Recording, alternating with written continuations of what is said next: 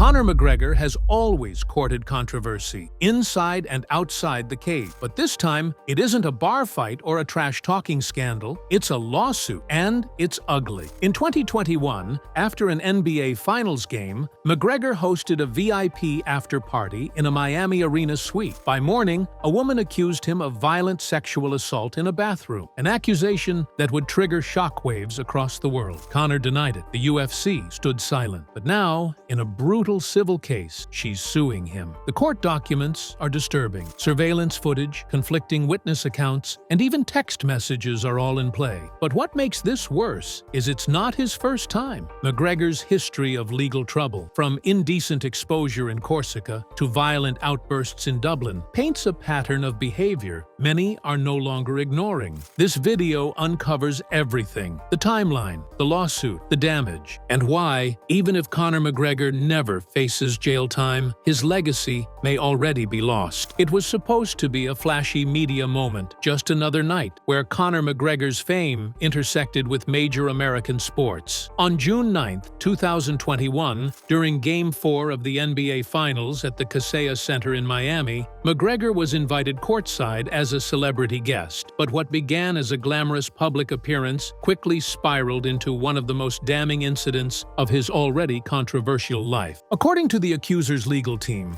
the night took a dark turn shortly after the final buzzer. McGregor allegedly lured the woman from a VIP suite into a nearby restroom. The lawsuit claims McGregor's bodyguards separated her from her friend, ushered her through a security-controlled hallway, and closed the bathroom door behind them. That's where the woman says McGregor assaulted her violently, forcing himself on her, preventing her escape, and threatening her. The court filing describes the alleged assault as brutal and non-consensual, with the accuser claiming she screamed, attempted to resist, and repeatedly asked to leave. No security was present. The suite's surveillance cameras reportedly captured the moment they entered the restroom together, but not what happened inside. McGregor's lawyers say what occurred was consensual and part of a long-standing campaign to extort money from a celebrity. But the lawsuit paints a chilling picture of a woman cornered, violated, and traumatized in a high-security venue. The fact that this happened not in some private hotel room, but during a major sporting event, in a building filled with cameras, staff, and security, only intensified the public's shock. And that was just the beginning. By the time the lawsuit was formally filed in June 2023, the public was already reeling from years of Conor's missteps. But this wasn't a bar scuffle or a broken phone. This was a civil complaint loaded with graphic testimony, timeline inconsistencies, and potentially millions of dollars in damages. The woman behind the lawsuit claims that not only was she assaulted by McGregor in that bathroom, but that the venue and its security team were complicit. She alleges she was isolated from her friends, given no way to escape, and emotionally coerced into silence for hours after the incident. Her attorneys submitted medical records, eyewitness testimonies, and metadata from text messages to support her claim. In response, McGregor's legal team immediately denied all wrongdoing. They accused the woman of attempting to manipulate a celebrity into a payout, stating, "Mr. McGregor will not be extorted." But while no criminal charges were filed, the civil suit gained traction. Why? Because it forced Conor's behavior into the legal spotlight. Again, the documents include disturbing descriptions, unwanted physical contact, verbal intimidation, and a pattern of behavior that, according to the accuser's lawyers, suggests a man who believed himself to be untouchable. The optics were disastrous. The same man who once proclaimed he was God in the cage was now battling to defend himself in a courtroom, not a ring. Even without a guilty verdict, the public backlash was severe. Major outlets covered the story. Hashtags calling for his cancellation trended, and critics began pulling receipts from earlier incidents, asking a difficult question: why does Conor McGregor keep getting away with this? The 2021 NBA game incident might have been shocking, but it wasn't isolated. In fact, it's now part of a troubling sequence of alleged misconduct misconduct that's followed McGregor for years. Critics and former fans began unearthing reports, complaints, and media silence that had long surrounded his name. In 2020, Conor was arrested while vacationing in Corsica for allegedly exposing himself to a woman at a bar. The case was dropped due to lack of evidence, but police sources stated the woman's testimony was credible. In 2019, a woman in Dublin came forward with a separate sexual assault allegation, claiming McGregor assaulted her at a hotel. That case, too, went quiet, reportedly due to Ireland's strict libel laws and lack of cooperation from witnesses. While none of these prior incidents resulted in formal criminal convictions, they raised eyebrows, especially when viewed collectively. The pattern, many observers argue, points not to isolated misunderstandings, but to a consistent abuse of power. Irish tabloids and U.S. media outlets have occasionally hinted at NDAs, secret settlements, and behind-the-scenes legal maneuvering designed to keep these stories buried. The UFC, for its part, has never publicly disciplined McGregor for any sexual misconduct allegations. Even Dana White, who has handed suspensions to lesser-known fighters for far less, continues to refer to McGregor as "our guy." And therein lies the tragedy. Not just the suffering of alleged victims, but the system, an empire built around protecting a brand, no matter the cost. Conor McGregor didn't just build a reputation as a ferocious fighter inside the cage. His real-life persona often bled into real-world chaos, and it's this volatility that many believe sets the foundation for the current legal firestorm he's facing. In 2018, the world witnessed one of the most infamous incidents in UFC history. McGregor, surrounded by his entourage, stormed the Barclays Center in Brooklyn during UFC 223 Media Week. He hurled a dolly through a bus window, reportedly targeting rival Khabib Nurmagomedov. Multiple fighters were injured, and the footage went viral. The fallout included assault charges, a plea deal, and widespread criticism. Still, the UFC used the footage to promote his next fight. A year later, in 2019, security footage captured McGregor sucker-punching a 50-year-old man in a Dublin pub after the man refused a shot of McGregor's whiskey brand, Proper 12. The video sent shockwaves across the internet, prompting questions about his temperament. His apology came late and felt hollow to many, a pattern that mirrored his reactions to nearly every controversy. Then came the phone-smashing incident in Miami. A fan tried to take a photo of McGregor leaving a hotel, and Conor responded by slapping the phone out of the man's hand and stomping on it. He was arrested again, charged with robbery and criminal mischief. The case was later settled. These weren't just isolated outbursts. To many, they signaled a deeper problem, a star spiraling under the weight of his own ego, surrounded by enablers and unchecked by the very institutions profiting from him. A few psychologists who weighed in on his behavior cited signs of narcissistic entitlement, impulse control disorder, and a craving for dominance that goes beyond sport. His rise to fame was meteoric, but his fall seems self-authored through explosive tantrums, unchecked aggression, and a belief that his fame makes him immune to consequences. All of this colors the latest lawsuit. To some, it isn't just about what allegedly happened in that bathroom. It's about years of McGregor testing boundaries and finally facing a system that might not let him off this time. The UFC has never shied away from controversy. In fact, it often thrives on it. But their silence around Conor McGregor's legal troubles has reached deafening levels. Dana White, the face of the organization, continues to defend Conor while sidestepping questions that would sink any other fighter's career. After the 2021 lawsuit was filed, the UFC released no statement. When reporters asked Dana about it, he gave vague answers. Let's see how it plays out. Yet when lesser-known fighters have faced allegations or arrests, from domestic abuse to PED use, the UFC has issued suspensions, contract terminations, or even lifetime bans. But Conor, he kept his contract, kept his fight deals, and kept his place at the top of promotional campaigns. Why? Money. Simply put, Conor McGregor is a one-man goldmine.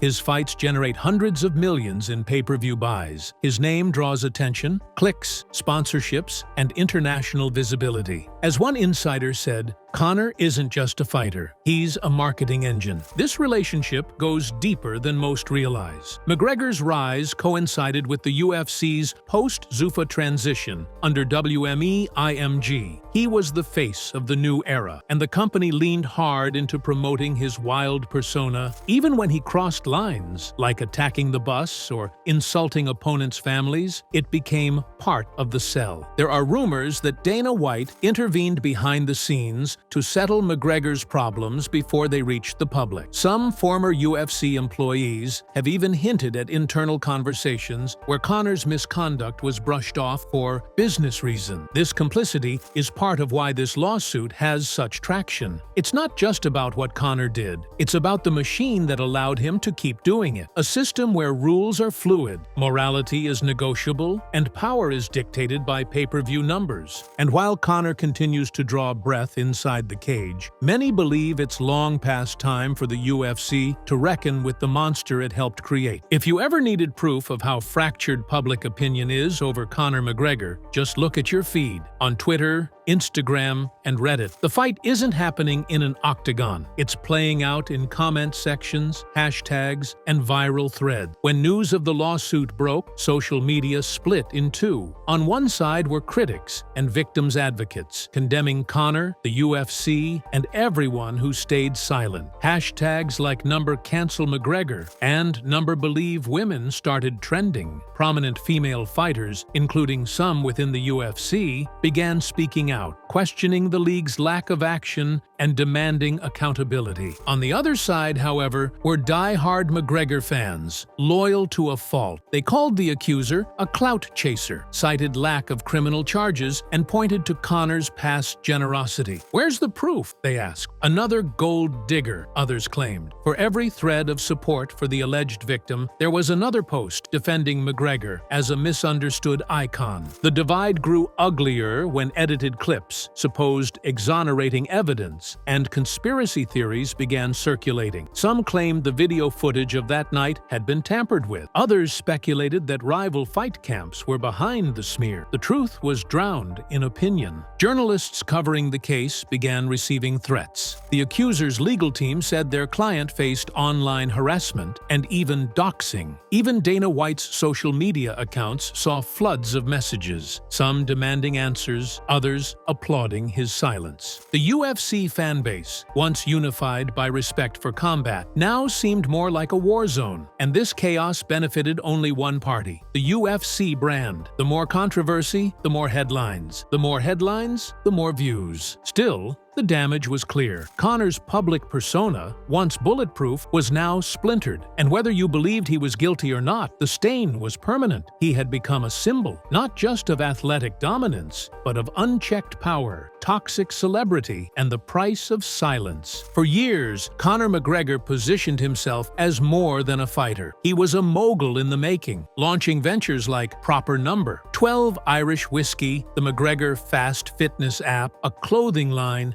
and multiple real estate projects in Ireland and the US. At his peak, Forbes listed him as the highest-paid athlete in the world, earning $180 million in 2021. But lawsuits have a way of turning empires into liabilities. When the sexual assault lawsuit linked to the NBA Finals incident made headlines, it wasn't just McGregor's reputation on the line, it was his entire business portfolio. Almost overnight, whispers turned into public conversations about whether sponsors and investors would distance themselves. Proper Number 12's branding began drawing criticism. Posts on social media questioned if the company should be promoting a man accused of violent assault. Insiders close to the brand later revealed that several promotional deals were quietly canceled. At least one distributor, reportedly based in California, halted a marketing campaign after the allegations surfaced. Though no press release was issued, the sudden drop in Conor's public endorsements didn't go unnoticed. But the real blow came behind the scenes, in real estate and private ventures. According to Irish financial journals, one of McGregor's real estate projects in Dublin stalled amid reputational concerns. In the US, reports surfaced of potential legal hesitancy from investors once associated with the McGregor brand. He had gone from a swaggering symbol of success to a risk. Then came the McGregor Fast Training app. Once touted as a revolutionary program used by elite athletes. Engagement dropped. App reviews were flooded with negative comments, and online fitness communities began distancing themselves. Without saying it outright, many fitness influencers simply removed all association with the app. In just months, the image of Conor McGregor as a self-made business tycoon began to erode. He had sold his whiskey brand for over $600 million. But now, that once celebrated business move was being re-examined as the last clean win in a string of legal messes. Could he ever rebuild? Or was this the beginning of the end for the notorious brand? Despite the explosive nature of the civil lawsuit, many fans remained confused. Why hasn't he been charged criminally? The answer is complex, and it has more to do with power, politics, and procedural delays than it does with innocence. The 2021 incident in Miami was referred to local law enforcement, but no criminal charges were ever filed. Prosecutors claimed there was insufficient evidence for criminal prosecution, but civil court has a lower standard of proof, and that's where the accuser chose to act. The lawsuit alleges that Conor McGregor used his bodyguards and celebrity status to isolate and intimidate the victim. And while McGregor's attorneys continue to deny all wrongdoing, claiming the encounter was consensual, the language in the filing is graphic, emotional, and specific. This case won't just revolve around witness testimony. Legal experts say that surveillance footage from the NBA arena, text messages, medical records, and sworn affidavits will all be key. And even though no cameras caught what happened inside the restroom, the surrounding timeline, especially video evidence of her being escorted, may influence the jury's perception. Worse still, if the court uncovers evidence that the UFC or any associated third party tried to influence the case or keep it quiet, it could open up broader legal implications, possibly even obstruction of justice. In that scenario, Conor wouldn't be the only one under fire. Dana White and UFC executives could be called to testify. As of now, a trial date has not been confirmed, and pre-trial motions are underway. But legal analysts suggest McGregor could settle quietly and for a large sum before things reach a public courtroom. Yet, settling might be seen as an admission of guilt, and that could irreparably tarnish his brand forever. The longer the lawsuit hangs over him, the more it bleeds into every aspect of his legacy, from his career to his personal life to his place in sports history. Conor is not fighting in the octagon anymore. He's fighting in court, and this time, there are no judges to bribe, no crowd to charm, no ref to protect him, just facts and consequences. Conor McGregor was once untouchable, a symbol of raw talent, trash talk, and tenacity that redefined MMA. He wasn't just a fighter, he was a spectacle. From the moment he entered the UFC, it was clear he was different, both for better and worse. He made hundreds of millions, sold out arenas, and crossed into global celebrity status in a way few combat athletes ever had. But somewhere along the line, something shifted. Now, at 36 years old, McGregor is no longer the featherweight phenom or lightweight champion. He hasn't won a meaningful fight in years. His body has aged, his aura has dimmed, and while he's still a draw, it's not because of his fighting. It's because of the chaos he brings outside the cage. This lawsuit may be the final chapter in a tragic transformation. What began as a rags-to-riches story is quickly morphing into a cautionary tale of ego, power, and unchecked behavior. McGregor may still have money, but his reputation has taken blow after blow. To his most loyal fans, he'll always be notorious. But to the rest of the world, he's becoming something else, a cautionary figure, a fighter who had it all and kept swinging until he knocked out his own legacy. The saddest part? He may never see it, because in his mind, the fight's still on. But in the eyes of the world, it might already be over. Beneath the bravado, the tailored suits, and the whiskey-scented sound bites, who is Conor McGregor today? That question haunts not just the headlines, but the very heart of this story. Because beyond the lawsuits, controversies, and endless parade of scandals, there's a human being who once dared to dream big, and somewhere along the way, that dream mutated into a nightmare. Conor McGregor once lived in a spare room in his parents' house, collecting welfare checks and shadowboxing in front of mirrors,